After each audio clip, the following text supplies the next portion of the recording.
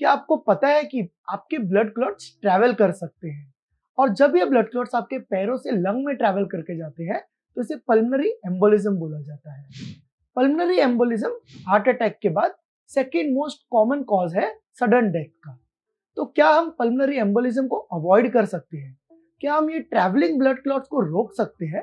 तो जी हाँ, एक आईवीसी फिल्टर नामक डिवाइस है जो कि ये जानलेवा बीमारी से हमको बचा सकता है। नमस्कार, मैं डॉक्टर कुणाल अरोरा, एक इंटरवेंशनल रेडियोलॉजिस्ट और वैस्कुलर स्पेशलिस्ट हूँ।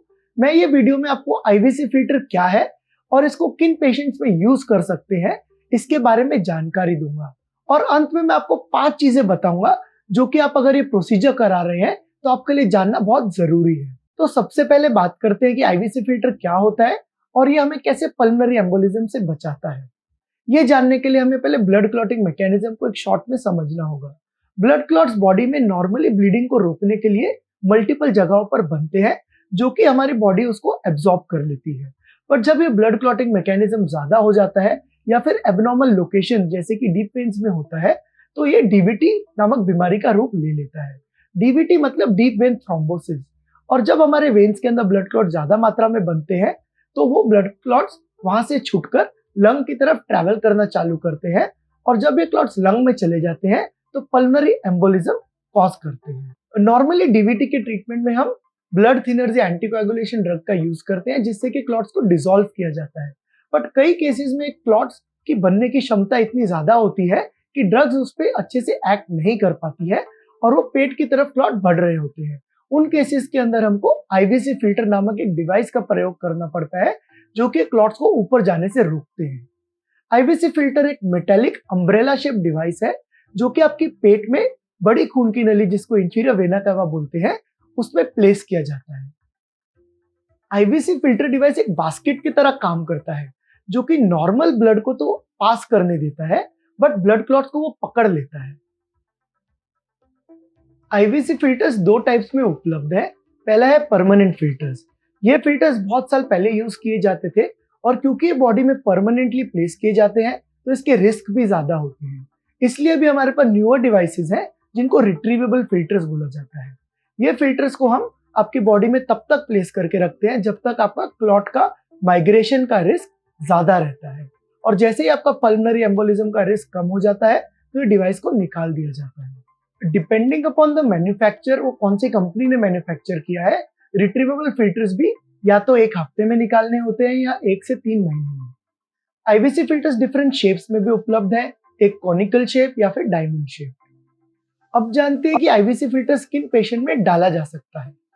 डीवीटी के अंदर सबसे इंपॉर्टेंट रोल होता है एंटीकोएगुलेशन या ब्लड थिनर मेडिकेशन का। आईवीसी फिल्टर्स ना तो हमारे ब्लड क्लॉट्स को कम कर रहे हैं ना उसको ट्रीट कर रहे हैं, बल्कि सबसे इंपॉर्टेंट कॉम्प्लिकेशन पल्मोनरी एम्बोलिज्म को प्रिवेंट करने में ये हेल्प करते हैं। आईवीसी फिल्टर्स डालने के मुख्य तौर पर 3 इंडिकेशन है। पहला, अगर आपको डीवीटी है और पल्मोनरी एम्बोलिज्म होने का रिस्क है जिसकी वजह से आपको एंटीकोएगुलेशन थेरेपी नहीं दे सकते हैं, जैसे कि आपकी कोई सर्जरी हुई हो, ब्रेन सर्जरी या हार्ट सर्जरी, जिसमें ब्लड थिनर्स नहीं दे सकते हैं। दूसरा, अगर आपको हम ब्लड थिनर्स देने के बावजूद आपका क्लॉट का बर्डन बढ़ रहा है और पल्मोनरी एम्बोलिज्म का रिस्क बढ़ रहा है तो आपके अंदर आईवीसी फिल्टर डाल सकते हैं। तीसरा, या फिर आपको कोई एंटीकोएगुलेशन थेरेपी देने के बाद कोई कॉम्प्लिकेशंस हुए हैं जैसे कि ब्लीडिंग, तो उन केसेस में भी आपको आईवीसी फिल्टर डाल के पल्मोनरी एम्बोलिज्म को प्रिवेंट कर सकते हैं। अब जानते हैं कि आईवीसी फिल्टर का प्रोसीजर कैसे किया जाता है। आईवीसी फिल्टर का प्रोसीजर एक स्पेशलिस्ट डॉक्टर, इंटरवेंशनल रेडियोलॉजिस्ट द्वारा किया जाता है जो कि एक एंजियोग्राफिक स्वीट में किया जाता है। इसके अंदर आपके गर्दन, जुगुलर वेन या फिर पैर के फीमोरल वेन के रूट से जाकर ये प्रोसीजर को किया जाता है। इसके अंदर पहले हम आपके गर्दन या फिर पैर को सून करते हैं लोकल एनेस्थीसिया के माध्यम से और फिर उसके अंदर एक ट्यूब और वायर को डालते हैं। उसके बाद हम ट्रीटमेंट वाले एरिया जो कि आईवीसी है उसके अंदर वो वायर और ट्यूब को लेकर जाते हैं। कैथेटर और वायर की मदद से हम आपके पेट की नली जिसको इंफीरियर वेना कावा बोला जाता है उसके अंदर जाते हैं और कॉन्ट्रास्ट इंजेक्ट करके क्लॉट की पोजीशन को कंफर्म करते हैं। उसके बाद आपकी दोनों किडनी की नसों की पोजीशन को कंफर्म किया जाता है और उसके बाद अगर क्लॉट किडनी की नसों के नीचे है तो इंफ्रारीनल पोजीशन में आईवीसी फिल्टर को प्लेस किया जाता है। पर अगर आपका क्लॉट किडनी के लेवल के ऊपर आ गया है तो सुप्रारीनल आईवीसी फिल्टर को प्लेस किया जाता है। यह पूरा प्रोसीजर एक छोटी ट्यूब से किया जाता है जिसका साइज 3 mm जितना होता है और प्रोसीजर करने के बाद वो ट्यूब को निकाल दिया जाता है। आईवीसी फिल्टर प्रोसीजर करने के साथ साथ डीवीटी या क्लॉट को मैनेज करने के लिए भी काफी ट्रीटमेंट ऑप्शंस अवेलेबल है, जैसे कि कैथेटर डायरेक्टेड थ्रोम्बोलिसिस, जिसके अंदर हम क्लॉट के अंदर एक ट्यूब डालते हैं और वो क्लॉट को डिसॉल्व करने की medicine thrombolytic agent directly clot में डालते हैं। इसके अलावा कई और प्रोसीजर्स जैसे कि मैकेनिकल थ्रोम्बेक्टोमी या फिर फार्माको-मैकेनिकल थ्रोम्बेक्टोमी डिवाइसेस जो कि क्लॉट को सक करके बाहर निकाल देते हैं, ये प्रोसीजर्स को भी हम आईवीसी फिल्टर प्रोसीजर के साथ कंबाइन करके यूज कर सकते हैं। अब जानते हैं कि आईवीसी फिल्टर प्रोसीजर के क्या बेनिफिट्स हैं। आईवीसी फिल्टर प्रोसीजर एक मिनिमली इन्वेजिव प्रोसीजर है जिसके अंदर एक छोटी ट्यूब द्वारा ये सारा प्रोसीजर किया जाता है, जिसके अंदर कोई भी कट, टाका या फिर स्कार नहीं आता है। इसके अलावा फिल्टर डालते ही वो अपना एक्शन तुरंत चालू कर देता है, मतलब उसके अंदर क्लॉट ट्रैप होने चालू हो जाते हैं और पल्मोनरी एम्बोलिज्म को प्रिवेंट करने में काफी हेल्पफुल होता है। तीसरा, आईवीसी फिल्टर प्रोसीजर को डीवीटी ट्रीटमेंट के प्रोसीजर जैसे कि कैथेटर डायरेक्टेड थ्रोम्बोलिसिस या मैकेनिकल थ्रोम्बेक्टोमी कंबाइन करके डीवीटी के लिए पूरा ट्रीटमेंट एक ही सिटिंग में दिया जा सकता है। चौथा, इसके अंदर रिकवरी जो है वो बेटर और फास्टर होती है as compared to only oral anticoagulation medicine. अब बात करते हैं कि आईवीसी फिल्टर प्रोसीजर के क्या रिस्क होते हैं। ये प्रोसीजर के रिस्क को दो भाग में डिवाइड कर सकते हैं। एक है डिवाइस रिलेटेड या आईवीसी फिल्टर रिलेटेड रिस्क, दूसरा होता है procedure related risk. IVC filter related risk के अंदर पहला होता है डिवाइस का टिल्ट हो जाना। कभी कभी फिल्टर डालने के बाद वो थोड़ा सा टेढ़ा हो जाता है, इसको डिवाइस टिल्ट बोलते हैं। दूसरा होता है फिल्टर माइग्रेशन, ये काफी रेयर होता है, लेस देन 1 to 2% देखा जाता है, जिसमें डिवाइस डालने के बाद थोड़ा सा खिसक जाता है।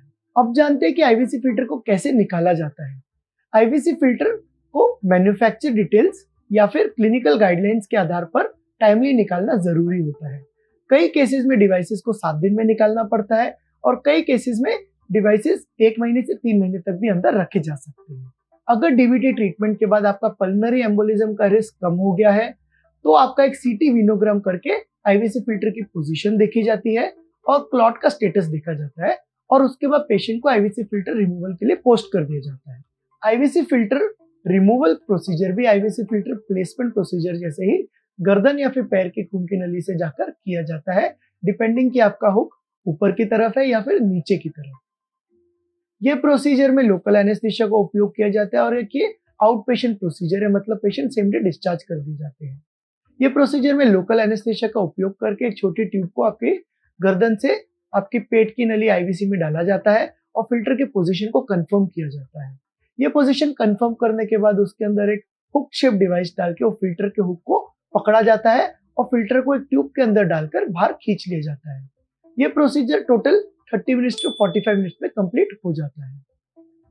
कई केसेस में जब आपका आईवीसी फिल्टर रिकमेंडेड टाइम से आपकी बॉडी में ज्यादा ड्यूरेशन के लिए रह जाता है तो उसको निकालने के लिए एडवांस टेक्निक जैसे कि लूप स्नेयर टेक्निक या फिर लेजर का यूज करके उसको निकालने का प्रयत्न किया जाता है।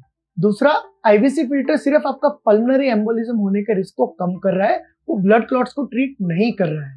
तो अगर आपको कोई कॉन्ट्राइंडिकेशन नहीं है तो आप आईवीसी फिल्टर प्लेसमेंट के साथ साथ डीवीटी के ट्रीटमेंट के लिए बाकी जो ट्रीटमेंट उपलब्ध है जैसे कि कैथेटर डायरेक्टेड थ्रोम्बोलिसिस या फिर मैकेनिकल थ्रोम्बेक्टोमी प्रोसीजर को भी साथ में कर क्लॉट बर्डन को भी रिड्यूस कर सकते हैं।